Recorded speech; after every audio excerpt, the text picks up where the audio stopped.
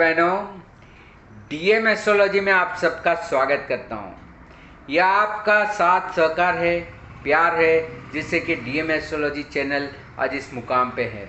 और उम्मीद रखता हूं, आशा करता हूं कि इससे भी बेहतर स्थिति में आप पहुंचाएंगे। इससे ज़्यादा से ज़्यादा जानकारी देने का मैं हर बार प्रयास करता हूं। तो चलिए, आज वार्षिक फल की श्रृंखला में हम तुला राशि की बात करेंगे। 7वीं राशि तुला राशि, जिसका चिन्ह भी तुलना है, तराजू है। इस तुला राशि पे शुक्र का प्रभाव है। ये वृषभ राशि से ज़्यादा प्रभावशाली शुक्र की राशि है। ये लोग मोह शोक वाकई में कर सकते, वास्तव में कर सकते। यह वृषभ राशि की तरह मेहनत करने के बाद नहीं, पूर्णतः सुख की प्राप्ति के लिए, कामना के लिए सुख भोगते हैं। तो ऐसे तुला राशि वालों के लिए वर्ष 2022 कैसे रहेगा, चलिए देखते हैं।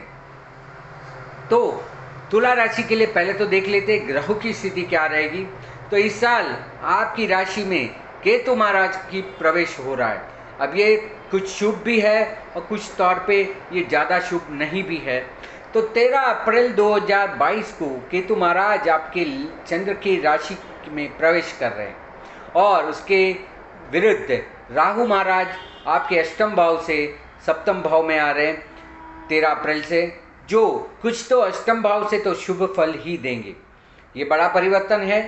दूसरे भाव से पहले भाव में केतु और 8वें भाव से 7वें भाव में आपके राहु महाराज। पूर्ण वर्ष दरमियान शनि महाराज जो है वो आपके चतुर्थ भाव में ही रहेंगे।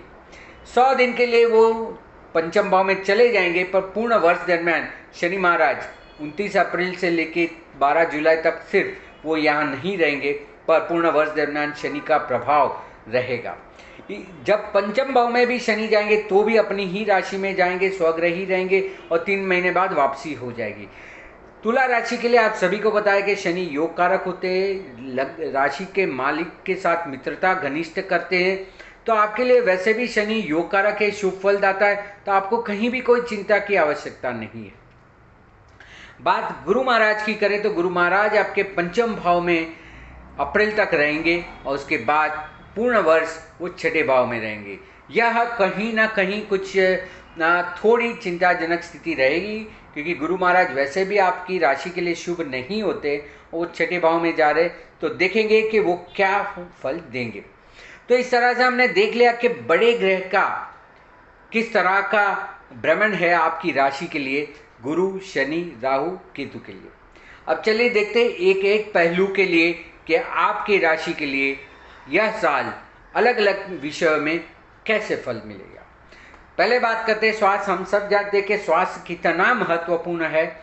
तो स्वास्थ्य जो प्रथम भाव से देखा जाता है, जहाँ पे चंद्र महाराज के ऊपर केतु आएंगे, तो वो आपको जो कुछ भी फील हो रहा है, जो कुछ भी महसूस हो रहा है, उसको महसूस नहीं होने देंगे।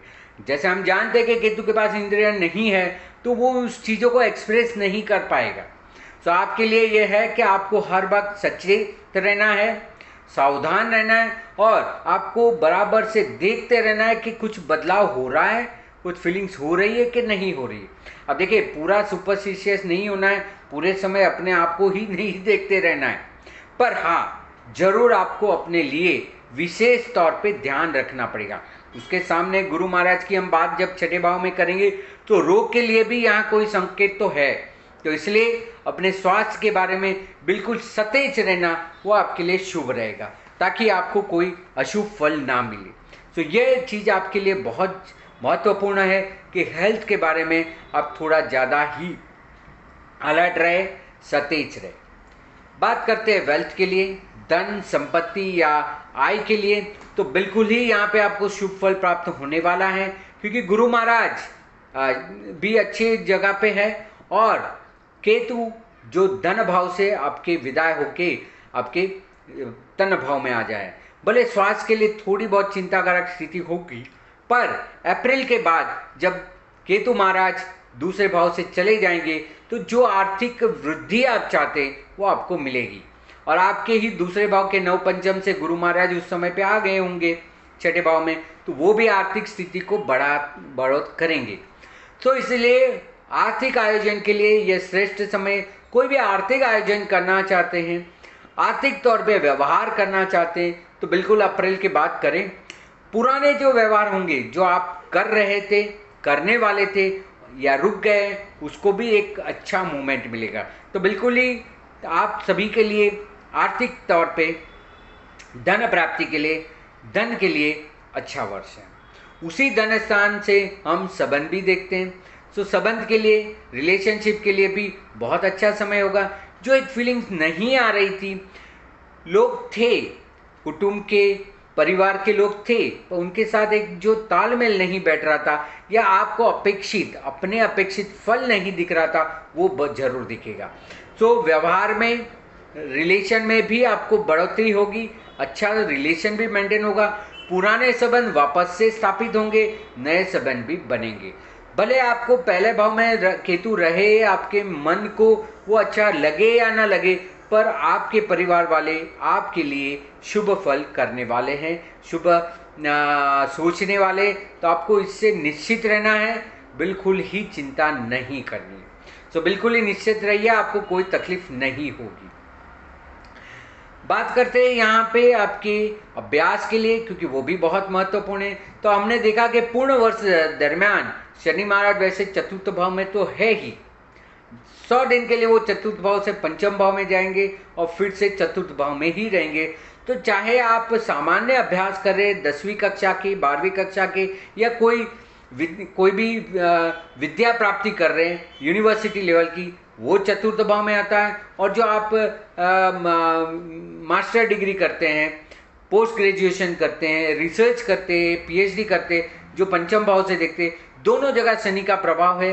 तो सिर्फ मेहनत और लक्ष्य रखने पे आपको परिणाम मिलेंगे।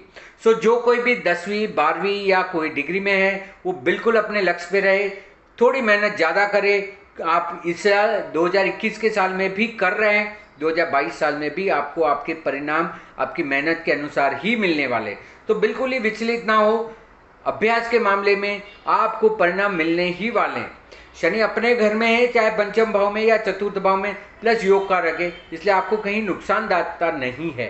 सो बिल्कुल ही चिंता ना करें, अभ्यास में बिल्कुल ही अपना ध्यान केंद्रित करें और अपने लक्ष्य को पार करने के लिए अपनी मेहनत को लगाए रखें, डटे रहिए, फल मिलेगा। बात करते हैं बच्चों के लिए, जो पंचम भाव में ही आते हैं। जो संतान के प्रति अभी आपकी चीज़ें चल रही है, गुरु महाराज अभी 2 महीने से ही आपके पंचम भाव में आए और 4 महीना रहेंगे 12 अप्रैल तक। तो उनसे जो कुछ भी काम करवा लेना है, बच्चों के लिए आपको जो कुछ कार्य करना है, चाहे उनकी विद्या के लिए करना है, आपके ही संतान के लिए, आपके बच्चों के लिए आपको कोई कामकाज के लिए करना है, अभ्यास के लिए करना है, या तो आपको उसके भविष्य की चिंता है, शादी ब्याह की चिंता है, तो उससे आप बिल्कुल मुक्त होंगे। शनि भी रहेगा तो भी आपका काम करवा देगा, और गुरु महाराज है वो भी करा देगा।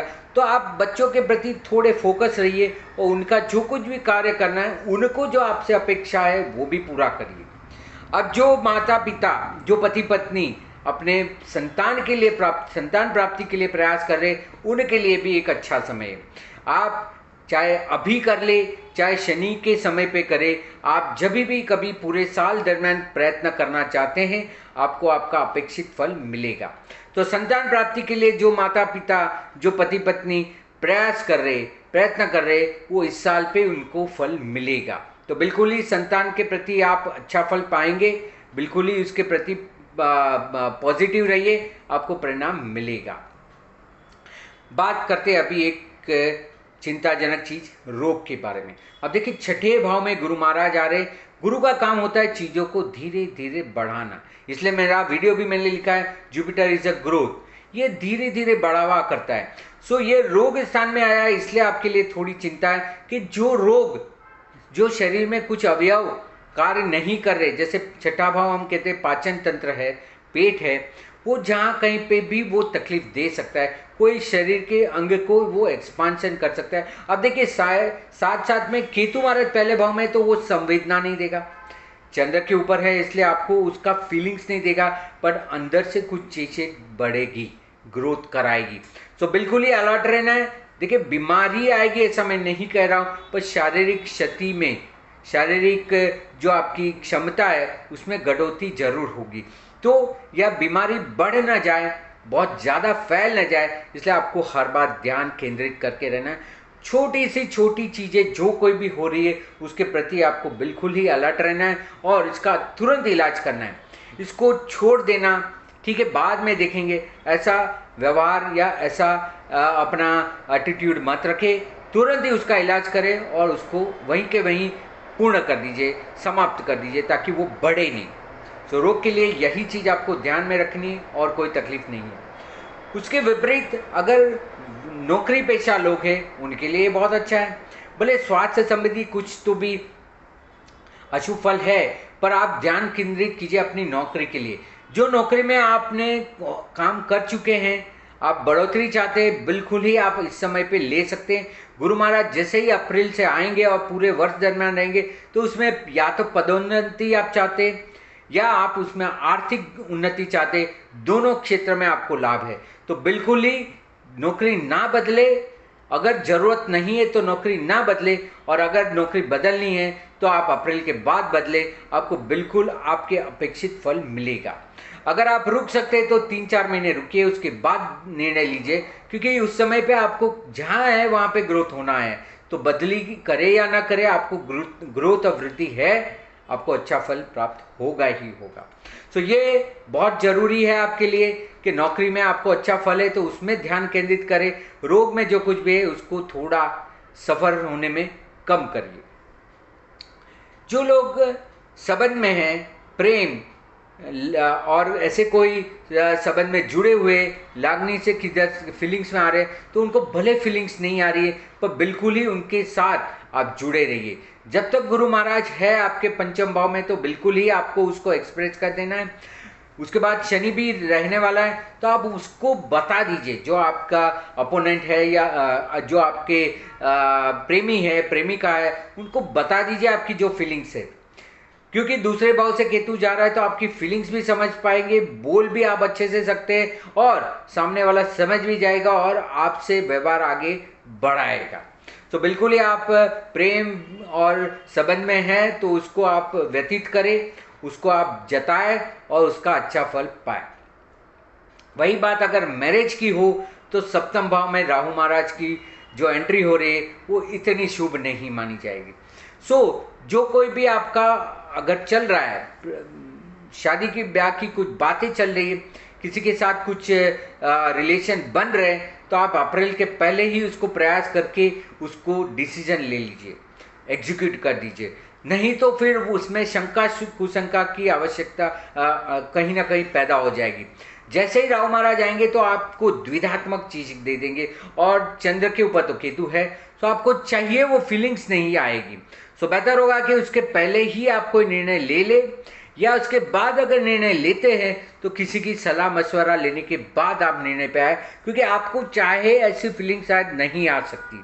तो यदि कहीं बात चल रही है तो उसको कहीं ना कहीं कोई निर्णय पे ले आइए, चाहे वो प्रेम है या शादी है, उसको एक अंजाम पे लाके रख दीजिए ताकि उसका फल आप ले सकते। तो ये बहुत जरूरी है आपके लिए कि उसके बारे में आप बिल्कुल ही पॉजिटिव रहे और उसका फल ले लें। जिनकी ऑलरेडी हो चुकी है, जो शादीशुदा है, उनको भी बहुत सतेज रहना है, क्योंकि आपके चंद्र के ऊपर केतु आया है और आपके सप्तम भाव में राहु आने पे आपको कुछ ना कुछ चीज़ों में, सामने वाले में कुछ ना कुछ कमियां दिखने लगेगी। वो सच में नहीं होगी, ये एक प्रकार का डर है, भय है या दिखावा है, वह ऐसी कोई घटना है नहीं। तो आपको बिल्कुल ही इसमें चिंता नहीं करनी। कोई आके आपको कुछ बोल भी सकता है, बता भी सकता है कि भाई ये ऐसा है या ऐसा, तो ऐसा कोई भी शंका कुशंका पे ना आए। जो भी है बातचीत सामने सामने कर ले, पति पत्नी के बीच में किसी और को ना आने दे, और आप अपनी चीज़ों को सामने सामने एक दूसरे के साथ रह के सुलझाने की कोशिश करें।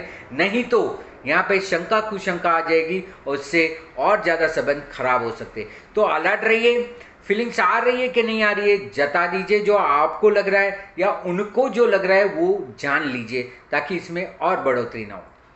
विदेश भ्रमण, विदेश में स्थिरता या पीआर, उसके लिए अगर आप प्रयत्न कर रहे हैं तो ठीक है, आपके लिए ऐसा कोई कंपलसरी नहीं है, पर ऑप्शन है। जो जाना चाहते हैं उनके लिए एक अच्छा समय है। आप जा सकते हैं और अपने अपेक्षित फल को प्राप्त कर सकते हैं। चाहे आप अभ्यास के लिए जाना चाहते, व्यापार के लिए, व्यवसाय के लिए, कोई कार्य के लिए जाना चाहते तो भी जा सकते, सिर्फ मुसाफरी करने जा रहे, संबंध बनाने जा रहे तो भी जा सकते। तो इसमें कोई ऐसा कोई अवसर नहीं है, आपको चाहे तो आप ले सकते, पर इसमें कोई विघ्न भी नहीं आएगा। तो ये आपके लिए एक ऑप्शनल चीज़ें है। आप चाहे तो विदेश भ्रमण कर सकते, स्थिरता प्राप्त कर सकते, अभ्यास के लिए जा सकते। बड़ी बात है व्यापार और व्यवसाय के लिए। देखिए, व्यापार और व्यवसाय में अगर आप कोई वृद्धि करना चाहते तो इस साल पे थोड़ा रुक जाना चाहिए। शायद आपका निर्णय गलत भी हो सकता है, क्योंकि लग्न में जो आपके राशि में केतु आया हुआ है, सप्तम भाव में राहु आया है, तो अगर कोई वेंचर करना चाहते, किसी से जुड़ के काम करना चाहते तो रुक जाइए। जो कार्य आप कर रहे हैं उसमें कुछ भी बदलाव मत करिए, उसको करते रहिए, मात्र और मात्र नया नहीं करना है। देखिए, वो बात समझ लीजिए कि कुछ भी नया नहीं करना है। आप कर रहे हैं वो कार्य को करते रहिए, उससे बदली होके कुछ तीसरा काम मत कीजिए, दूसरा काम मत कीजिए। सो जो कार्य कर रहे हैं उसको करिए। कोई व्यापार और व्यवसाय में कुछ बढ़ोतरी नहीं होगी, जो चल रहा है वो चलेगा। हाँ, हालांकि आपको फीलिंग्स कम रहेगी और सामने वाला शायद आपको इसमें फल ना दे पाए, कंफ्यूजन क्रिएट करे, क्योंकि सप्तम भाव में राहु है तो आपको लोग शायद सही ना मिले। पर इससे कोई भी तकलीफ वाली बात नहीं है। आपको बिल्कुल ही आपके कार्य पे एकदम डेडिकेटेड और फोकस रहना है, कहीं कोई नुकसान नहीं है। तो व्यापार व्यवसाय के लिए मैं यही दूंगा कि कोई नया क्लाइंट लाने से अच्छा है वही जो पुराने क्लाइंट है उसको आप सर्व करिए, उससे अच्छा रिलेशन बना के रखिए, उससे फायदा है। और व्यापार में भी कोई नई चीज़ों को प्रयास करने के बजाय जो कर रहे उसी को कंटिन्यू करें, इसमें कोई नुकसान नहीं है। नए मुनाफे के लिए कहीं प्रयत्न मत कीजिए, नहीं तो इसमें कुछ अपेक्षित फल नहीं मिलेगा तो वापस से चिंता होगी। बात करते हैं इन्वेस्टमेंट के लिए, तो वही मार्गदर्शिका आपके लिए है कि आपके लिए भी अगर आप इन्वेस्टमेंट करना चाहते हैं तो अप्रैल तक कर ले, या किसी के मार्गदर्शन के अंदर कीजिए। स्पेक्युलेटिव तो बिल्कुल मत करें, कैलकुलेटिव कीजिए, सिस्टमेटिक कीजिए, कोई तकलीफ नहीं है। पर कहीं पे भी जहाँ कहीं भी रुकान करना है, इन्वेस्टमेंट करना है, तो 2 लोगों की सलाह लेने की बात करें। आप खुद शायद कहीं गलत दिशा में न चले जाए, वो जरूरी है। वैसे पंचम भाव में जब तक गुरु महाराज है, आप बिल्कुल ही सही डिसीजन लेके कोई इन्वेस्टमेंट को साइड पे कर दीजिए, चलेगा। पर कोई भी निर्णय लेने के पहले किसी का सलाह मशवरा कर लेना आपके लिए ज़्यादा अच्छा होगा, ताकि आप कोई एक बाजू देख के दूसरी बाजू अनदेखा ना कर ले। ये बात है, इसलिए तो वो आपको ध्यान रखना है। खर्च के लिए कोई ऐसा विशेष खर्च, व्यय, नुकसान ऐसी कोई बात नहीं है। ये शायद आपका भय हो सकता है, क्योंकि अष्टम भाव में राहु जब तक अप्रैल तक चलेगा तो भय रहेगा। ऐसा कोई नुकसान, कोई तकलीफ, कोई बड़ा खर्च वगैरह नहीं है। आप जो भी करें वो दूसरे के मार्गदर्शन के नीचे करें तो आपको कहीं कोई रुकावट या तकलीफ नहीं होगी। तो बिल्कुल ही आप करें, चाहे इन्वेस्टमेंट करें या खर्च भी करें, तो किसी के साथ सलाह मशवरा करने से, एक्सपर्ट ओपिनियन लेने के बाद करेंगे तो ज़्यादा अच्छा होगा। क्योंकि आप कहीं तो भी गलत जा सकते हैं, कुछ अलग फीलिंग्स हो सकती है, पर दूसरे आपको सही जगह पे रखेंगे, तो आपको कोई नुकसान नहीं है। बात करते हैं उपाय के लिए, तो बिल्कुल ही आपके लिए उपाय इस साल जरूरी है। छठे भाव में गुरु की वजह से और लग्न में केतु की वजह से, तो केतु के लिए श्रेष्ठ उपाय होता है श्री गणेश जी की उपासना। ओम गम गणपते नमः का मंत्र करते रहिए, मानसिक जप, कोई गिनती बिना। गणपति के मंदिर पे जाइए, दर्शन कीजिए, आशीर्वाद लीजिए। जो जो गणपति का क्षेत्र है वहाँ पे जाइए।